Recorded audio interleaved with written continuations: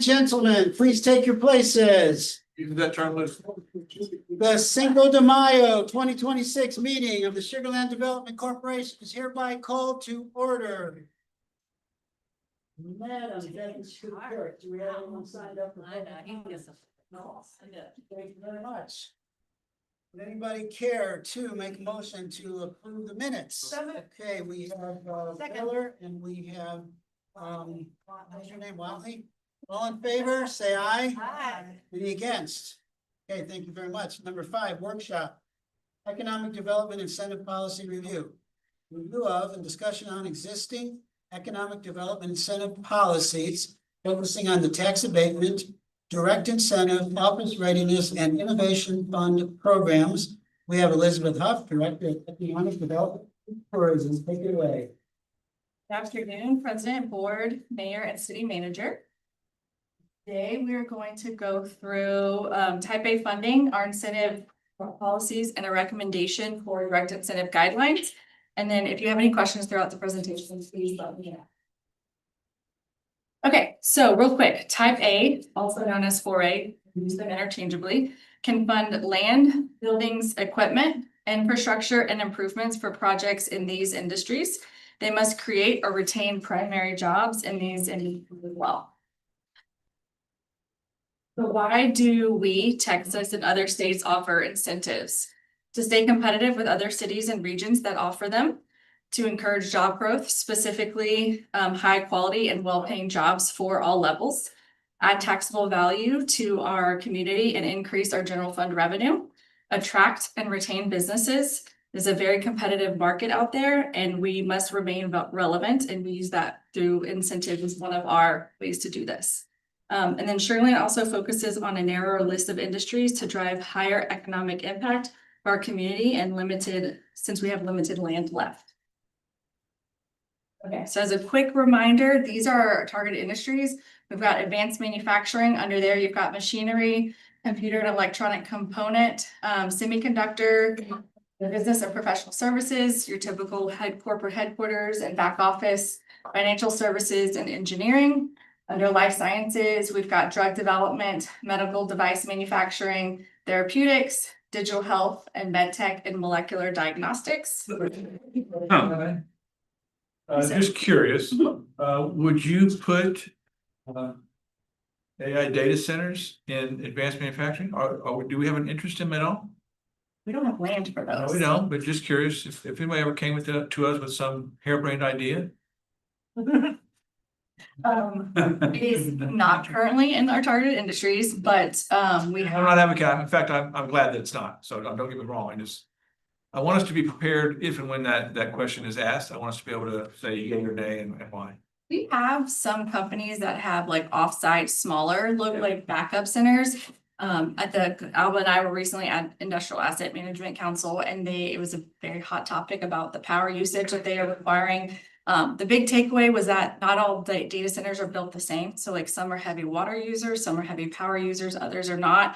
The reason Sugarland has never been competitive in the data center market is because the major fiber optic lines run down I-10 north or east and west, and then 45 north and south. So that's why there's a ton of Greens Point and then in the Katy areas, because that's where the really like intense infrastructure exists.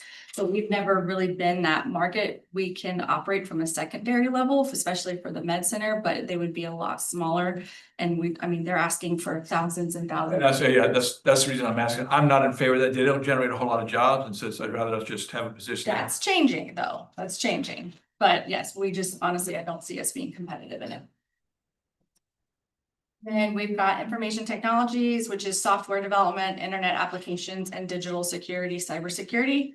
And then with us building Smart Financial, Constellation Field, HM&S, and our other destination venues, when we did our update to our target industries, tourism was added because we have diversified our economy so much. So we have it listed in target industry more so just kind of justifying that all the work that we've done over the years, we now have that as a main of our employment base.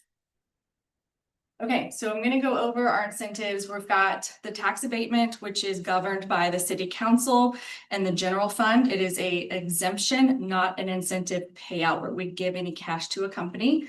And then we've got our SLDC for a direct incentive, which you can think of as a cash grant.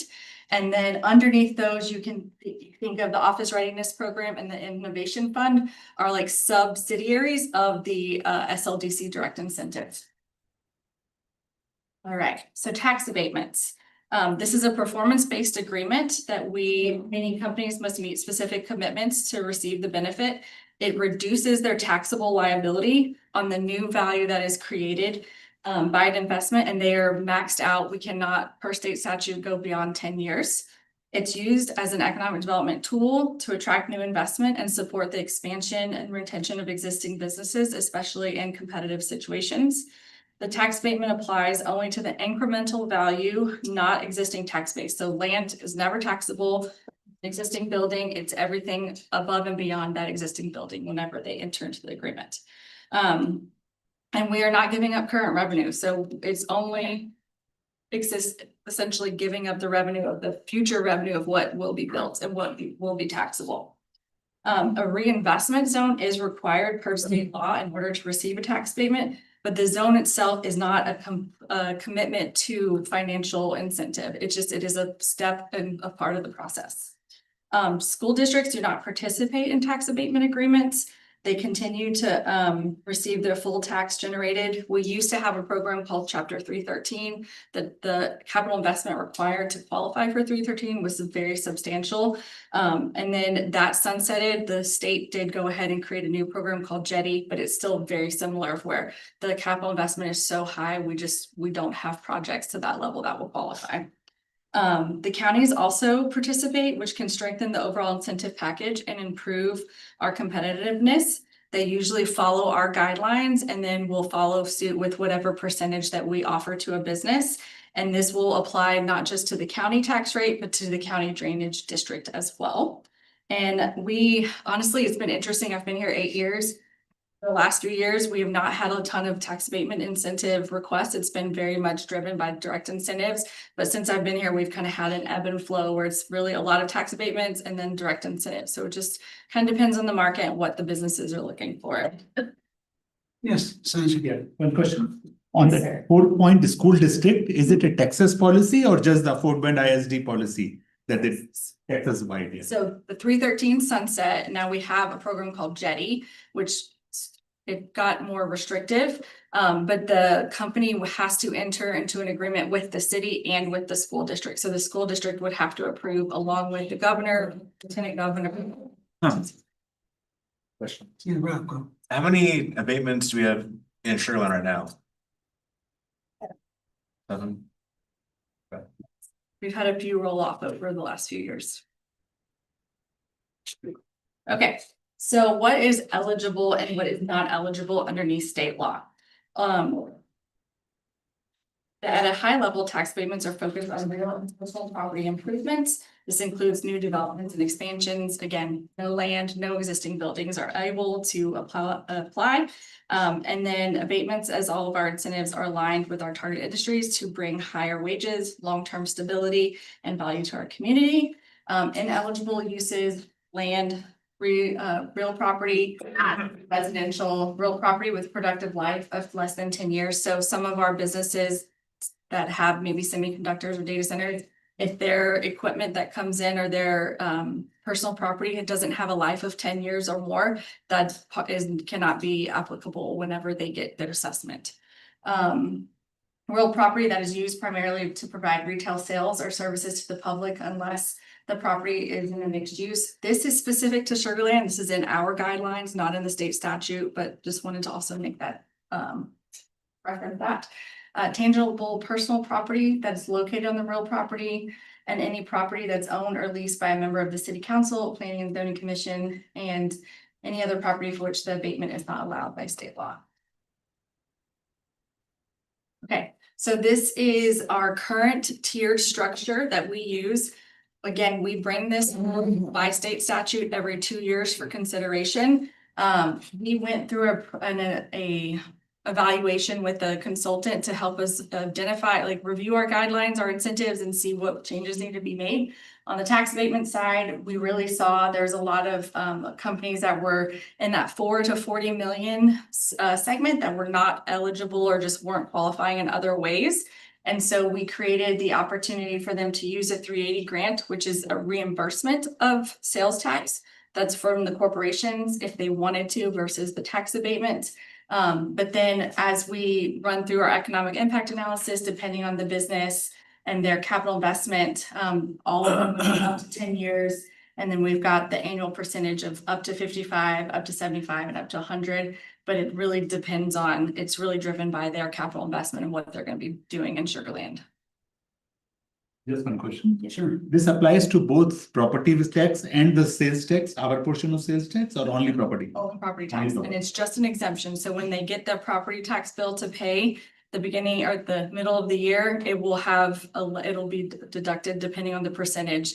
And that's kind of where our compliance comes into play. So we start our compliance at January 1 as everyone is going through their tax process of, you know, reviewing what the central appraisal district will appraise them at or assess them at. And then through that process, we will say, hey, they created the jobs at the wages they said, the capital investment, et cetera, et cetera. And if then we'll send a spreadsheet to this central appraisal district that shows what abatement percentage every business gets, and then they will apply that to their bill. So when they pay, they pay their normal assessment minus whatever that percentage is. Okay, so kind of like I mentioned, the 380 agreements are part of our local government code. We can use this as an alternative to the tax abatement. So again, the tax abatement reduces the revenue that could be given to the general fund. So in an effort to protect the general fund, we could use the Chapter 380 agreements to pay out the value of that tax abatement from the 4A and the 4B corporation instead of impacting the general fund through the property tax. Okay, so just to recap, this tax abatement is also Chapter 312. Reinvestment zones are required. Our current guidelines were approved in the fall of 2024 and are renewed every 2 years. We will be bringing that back forward in August for approval in September. They are performance-based, always tied to capital investment, job creation, and all of our projects run through an economic impact model. The minimum threshold is 4 million in real and personal property. And then the target industries, which I've gone up to over, and then our term is up to 10 years. It cannot exceed 10 years by state statute. Any questions before I move on? Perfect. All right, direct incentives. So type A or 4A direct incentive program is a cash grant that is given to businesses that meet our guidelines and our targeted industries. To qualify, they must have a minimum jobs of 75, unless they're a life science firm where we have their minimum requirement as 10. And then the average salary is $61,240. The minimum capital investment for new construction is 15 million. And then if they are leasing a building, it is 3.25 million. They must be in good financial standing, and it's a maximum of 10 years. That is a city guideline, not a state statute guideline. And then we also look for a minimum rate of return of 7 to 10%. Oops, I went too far. Oh. Did I miss a slide? Okay, sorry, my last slide was missing. I'll get that over to y'all. So whenever we've met before and discussed the direct incentives, y'all had asked about the average wage. Why was it set at 61,240? And so what we've done is we've pulled, the team went and looked at all the wage data for Fort Bend County. If someone were to apply for a Texas Enterprise Fund, which is a state incentive program, they must meet or exceed the state threshold or the Fort Bend County's average wage. So we've pulled it for the last 10 years, and our average wage all across all industries went up about 4.65%, which, and then based on this information, yeah, so for the last 2 years, they've gone up 4.65%. And so the new wage for Sugar Land, based on Fort Bend County, we'd be going from 61,240 to 64,000. But our recommendation is to really look at, like, focus on our targeted industries and what their average wage is based on their NAICS codes. And so for Fort Bend, the average salary is 82,000 for professional business services, 53,000 for pharmaceutical, 112 for R&D and biotech, and 84,000 for manufacturing. So what we would like to recommend is that as we move forward in assessing any direct incentive projects as they come to us and they fill out our applications, that we focus their average salary requirement based on their industry and their NAICS code. So depending if they're manufacturing, IT, whatever it might be, we would pull that, and we pull the average salary from the Bureau of Labor Statistics. And we also have a program called Jobs EQ that pulls from the BLS as well. So any thoughts, comments? Great idea. I'm glad to hear we're doing that. I would take that one step further and index it. As you go, the maximum term on our deals is 10 years. And if the average salary in year one is 84, 10 years later, it should be significantly higher. We should expect that from the employees that they're hiring. So I think the struggle for us is from a compliance standpoint, it just makes it a lot harder to pull that. We're getting the data, but then it's additional steps to make sure that all those wages and all those jobs are coming in at that indexed wage. So in our agreements, we would have year one, say it's an agreement we entered to this year for a R&D biotech firm, we would have the average salary is 112, and then we would have to put year two at 3% on top of that. I think the struggle is as a business, I mean, majority of y'all are business owners or are employees within a business. It's very hard to project what 10 years will look like. So none of us could have forecasted COVID and how it impacted our businesses. And we had to go back and amend a lot of our agreements. And so like we could put an adjustment of like the CPI of 3%. I think we could do that, but to actually put year by year of what it would be, that'd be really. Yeah, I would just say let's percentage, whether it's CPI or some other So recognized index. Yeah, that perfectly makes sense. As long as we aren't stuck at a number for 10 years. We know that number is going to change. yeah, I mean, and that's what we've seen historically in our compliance is that the number does go up. It does change on its own because they have to remain competitive if they're going to be a good employer. And so they're going to have to respond to the market. Okay. So is there consensus amongst the board? Yeah, it's used to. Yeah, the Houston, there's a Houston Metroplex, yeah, CPI. That'd be good to use. A Houston region, yeah, CPI comes out every year. So we won't list it out year by year, but we will just say we will reference the CPI every year as we do compliance.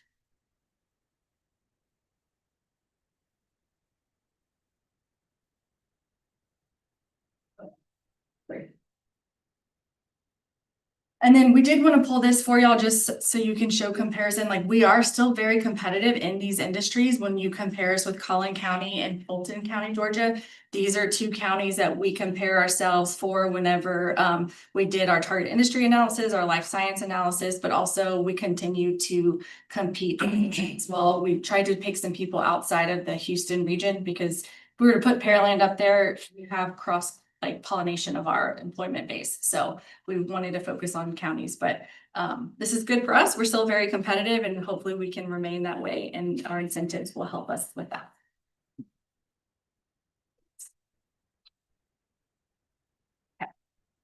Just sorry, one question. So you mentioned that, sorry? Sorry. No, I thought there would be another slide on the direct incentive. So you said 7 to 10% is roughly what you aim for as an ROI. Yes. Do you sometimes go back and do analysis of the last year's deal that whether we made those ROIs or not? Is that something you do? It is not a part of our compliance. What is part of our compliance is we check capital investment, the number of jobs created, the average wages, and for some of them, we have hotel night requirements. It just depends. Meredith can attest, we've got a great legal. We do not have one agreement that looks the same. They are all different. No, I think I was suggesting more as a method of learning, self-improving. If we look back at the deal to see how we can improve going forward. We do assess and we do go over our guidelines every 2 years just to make sure that we're competitive. We've been very successful with our businesses. They have all met and exceeded our thresholds. And so I gave you all that information as an aggregate. So I think I mean, if we saw that in our compliance process, we would definitely do something about it. Just like the reason we created the office readiness program is because we saw a change in the market. We needed to address it and be competitive. To add to that, I think one of the things that a few of us in council would like to see is kind of a look back exercise at some of the previous deals that we've done, just to look at lessons learned, like what went well, do we ask enough from the companies? Did they overachieve by far?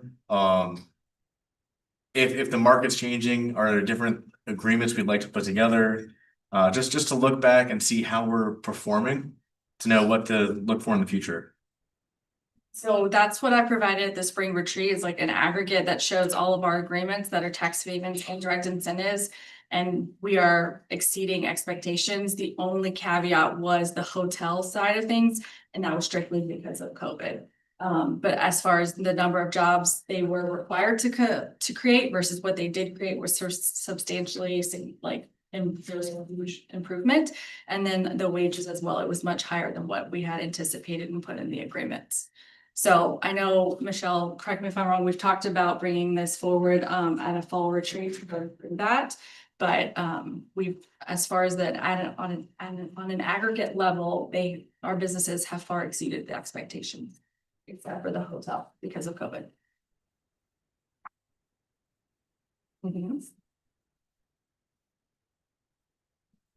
All right, so I'm going to speed through these because we've been through this a lot recently, but we've got our office readiness program. The incentive structure is 50% reimbursement of eligible office improvements. It's a 5 to 10 year agreement depending on the project, and then annual reporting of jobs and capital investment like we do with all of our other agreements.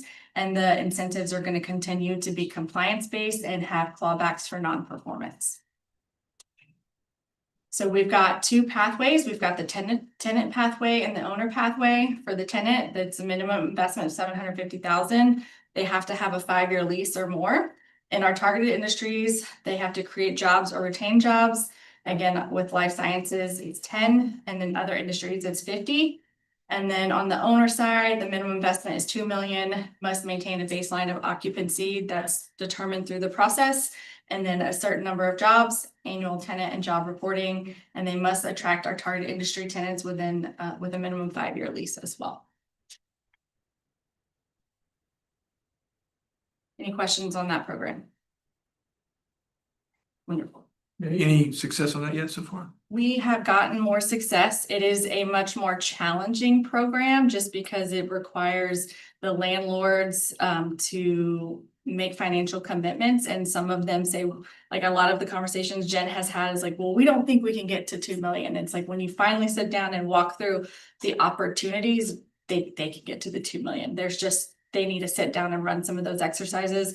The other situation has been a lot of our office buildings have been foreclosed on or in the process of transitioning ownership. So that has played a role in it as well. But we've had some great conversations with businesses within our business park and trying to get them into the office buildings. And then she's had some, we've got, I would say, one solid lead on the office readiness program to bring forward. So we're excited about it, but this one is going to take longer. It's not going to be an easy fix. It's been all over the news that office market is still bad and still challenging all across the country. So many of you that own them don't live here. They still have positive cash flow. So why should I spend any money? It's a tough market. So They start losing those leases and they start expiring and they don't have that revenue.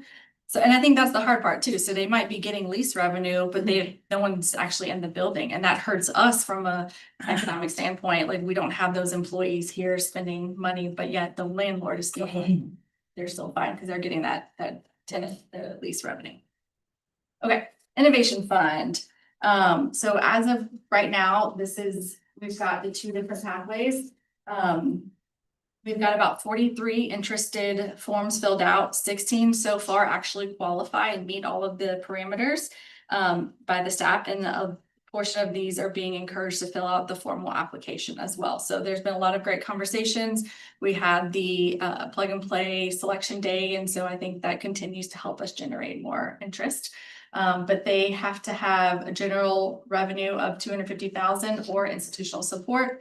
They have to be revenue generating within our targeted industries and commit to the minimum annual salary of $61,240. We're gonna update that. We can, so it was just approved, but we can't update it as part of it, and just have a sweep.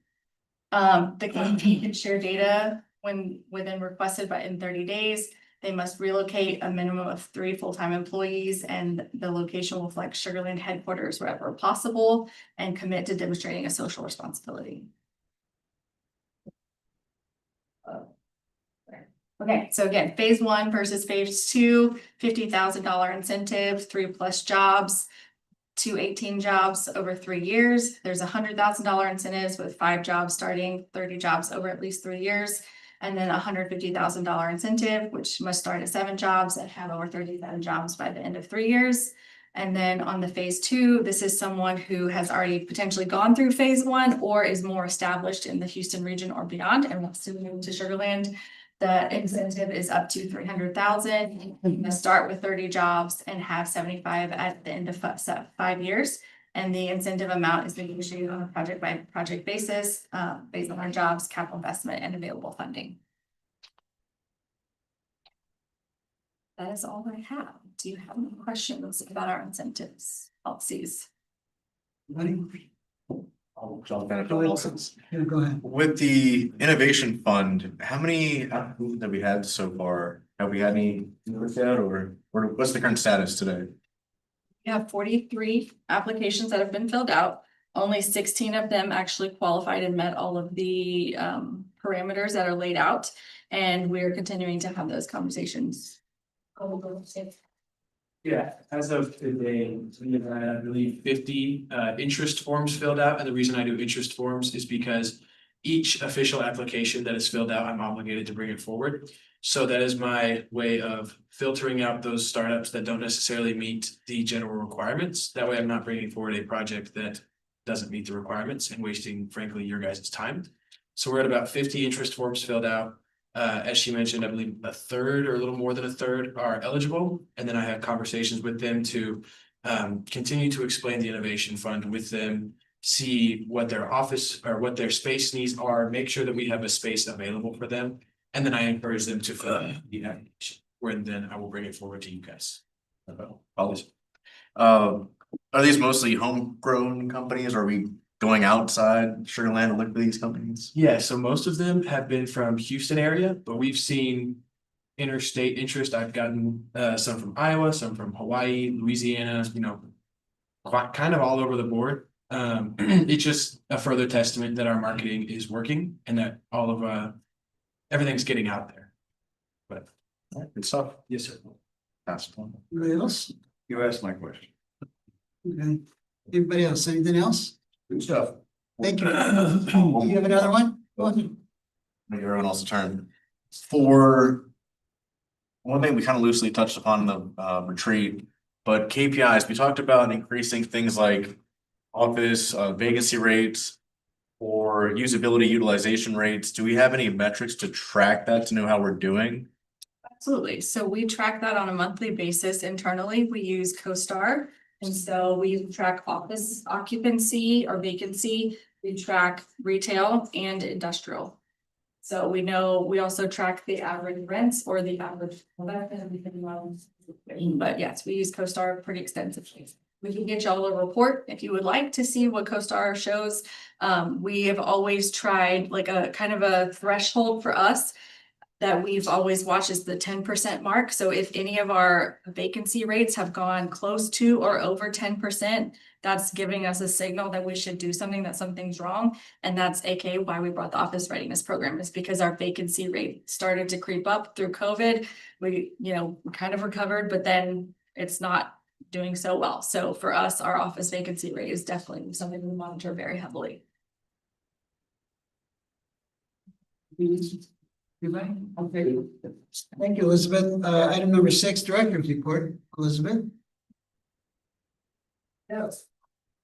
So under economic development, we've done Obviously, Space Cowboy season has started. We've had the Fort Bend County staff at our suite at Constellation Field. And then we also had another great event with Plug and Play. UH was there. We had Beyond Dental and a few other businesses. So kind of taking that relationship outside of just the batches and the selection day process, but bringing Plug and Play and our business community together in lots of different ways.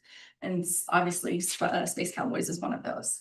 Okay, so let's see if I can get it. Can I get it to play? Okay. Hi, I'm Jennifer Alexander, and I'm the Business Development Manager in the Office of Economic Development. Across the country, communities are facing higher office vacancies and evolving workplace expectations. Today's tenants expect modern space, updated amenities, and improvements that support collaboration. Well, we have something to help you. The Office Readiness Program has been launched to help property owners and tenants invest in office space with up to 50% reimbursement on eligible improvements. Programs like this are rare, and we are committed to helping Sugar Land remain competitive and continue to support long-term economic growth. If you are planning office upgrades, tenant improvements, or considering investing in Sugar Land, I would love to chat. Sugar Land is ready for something sweeter. Are you? This is one of our many different marketing. So LinkedIn, if you're following on LinkedIn, you can see that. You can also repost it to your network. I don't know if y'all have noticed, even out here in Town Square, we've got Ready for Something Sweeter and Sweet campaigns on the little kiosk out there. But we're doing a great job of getting the marketing out there. She's got a toolbox that she brings to her appointments to meet with people and landlords to kind of like continue to drive the messaging. We've gotten a few inquiries, as I mentioned earlier, but again, a lot of this is going to be very one-on-one personal conversations and kind of digging into what do the landlords need, what are their struggles, and how can we help bridge that gap to get that investment going. Hi, I'm Jennifer. There we go. Okay. So then we've gotten several business recruitment events going on. We had staff in partnership with Plug and Play, welcome to delegation of leaders from Trentino region in Italy. The visit focused on showcasing Plug and Play's role in Sugar Land and its partnership with the city and the impact of Sugar Land Starts Innovation Fund. We also had our Plug and Play reverse pitch that Colby was able to present to startups, and that was nationwide promoting Sugar Land and the Sugar Land Starts Innovation Fund. We then kicked off our batch 3. So we're in our second year of our agreement with Plug and Play, and this was our third batch of the first of the program. We had over 200 attendees, and it featured startup pitches, panel discussions, and FIFA focused panel moderated by Colby. And we had another panel that I was on with Centerpoint Energy to talk about the partnership. And we also had an FD Solutions networking event that Colby went to. FD, what's FD? It's the founder of the company. There's a founder and a co-founder. It's the first initial of each of their names. Okay. So nothing. Just curious. Yeah. Lots of funny names on there. But he went to that event and it had Houston area startups, venture capitalists, and innovation leaders, and provide an opportunity again for him to continue to push the innovation fund.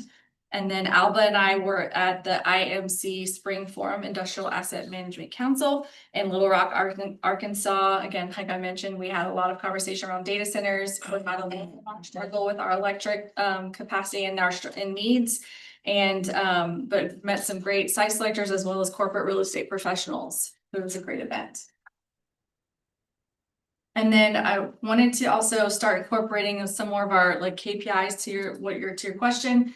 So far this year, we have 27 out of 40 of our required business retention expansion visits. So every year we increase that goal. From when I first started here, it was 25. Now it's at 40.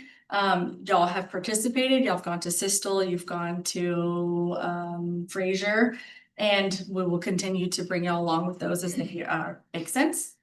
We have hit 49 of our 40 business recruitment visits. So recruitment is really focused on our brokerage community, our development community, and site selectors as well. We are fortunate enough in the Texas region and the Houston region to have quite a few site selectors with between Houston, Austin, and Dallas that we have great access to. To our point of driving redevelopment, we have received 89 RFP requests so far this year. we were only able to respond to 6. So that drives that point of like, we just don't have the real estate for the projects. But we continue to make sure that we are positioning ourselves so that when the central unit comes online, Imperial, Lake Point, other projects, that we do have that real estate and we have those relationships established. And then we have had 1 site visit so far. So of those 6 RFPs, we had 1 company that actually came to Sugar Land. We toured them around and are in contact with them. And we will continue to bring those that slide forward in meetings. On our tourism side, we're really excited to announce that we've secured a 2-year deal with Texas Environmental Health Association. They're going to be bringing their annual conference to the Houston Marriott for 2028 and 2029. Each program generates an estimated $262,000 in economic impact for a total of $524,000 over the 2-year period. This is generating an estimated cost of about $17,000 in hotel occupancy tax. We can't ask questions during the. But if you email Natalie, I'll get the answer to all of them. This was a partnership of collaboration between us, Alyssa in the tourism office, and Karen Scott, who's with Food Inspections. She is the previous president of the organization and helped really drive Sugar Land and help promote us and help us land this lead. We've also secured the Texas Association of School Business Officials Public Education Information Management Systems Conference. It's a mouthful, I apologize.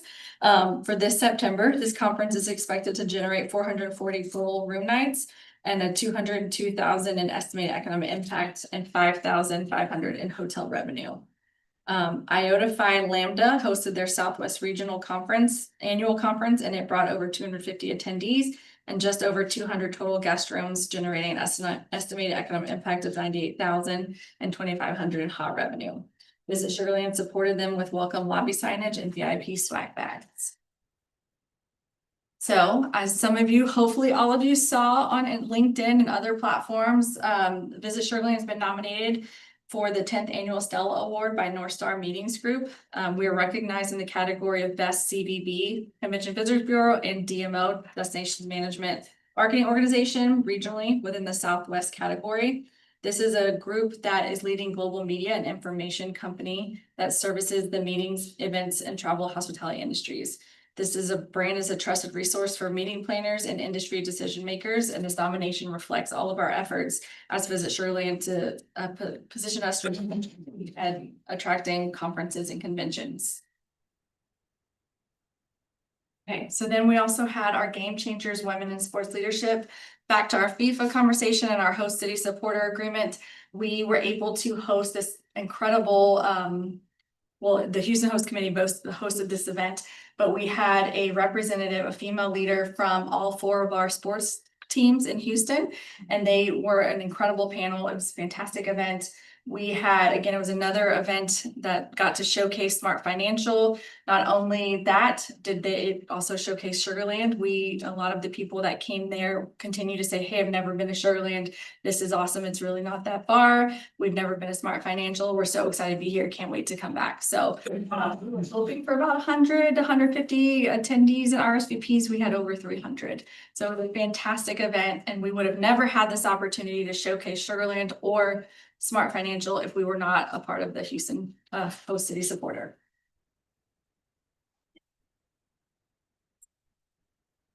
Hopefully you've seen this online as well.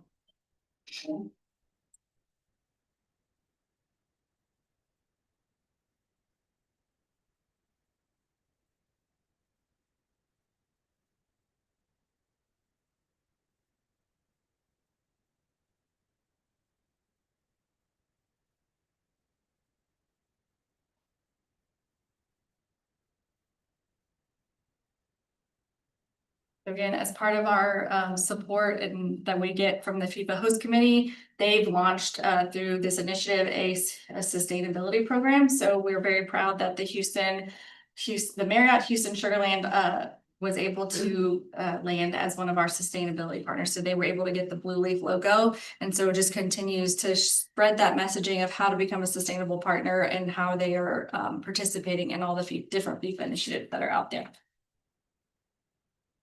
So we announced that we would be hosting the watch parties in Sugar Land. We had an incredible response to that announcement. We had over 39,000 views, 7,100 engagements, and over 1,000 people shared the messaging that went out about our watch parties.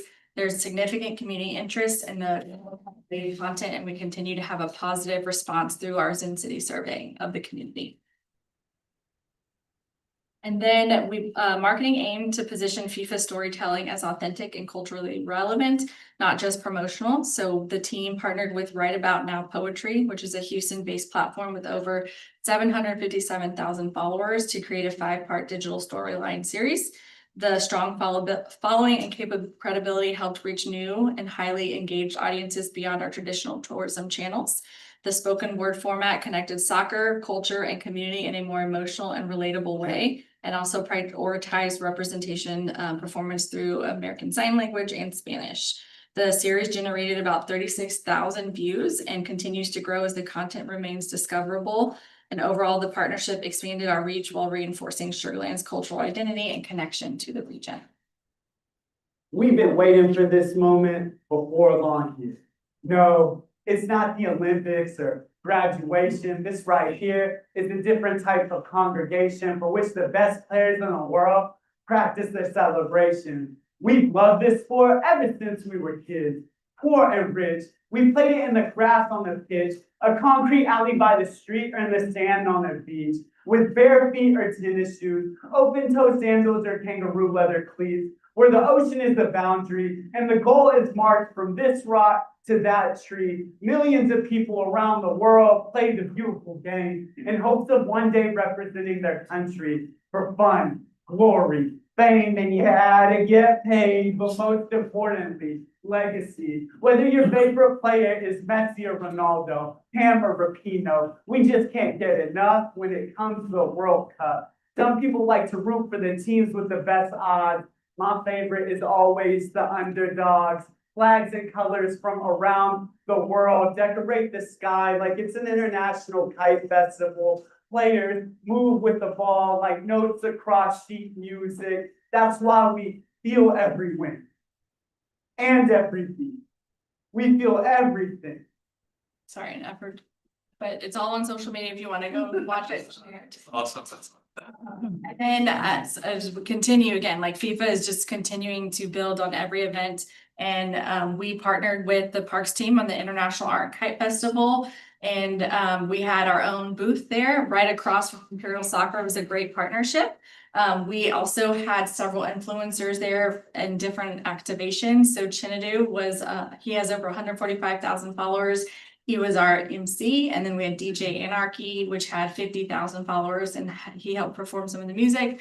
And then we had live performances from, this was Tajay's idea, they are going to be also performing at the FIFA Fan Fest in Edo. So we've got, and their official Houston host city artists, and then Mike Chabala, and then Sharon Lil. So again, they did different activations for us all throughout the International Art Kite Festival. We had a great response to it and very excited about it.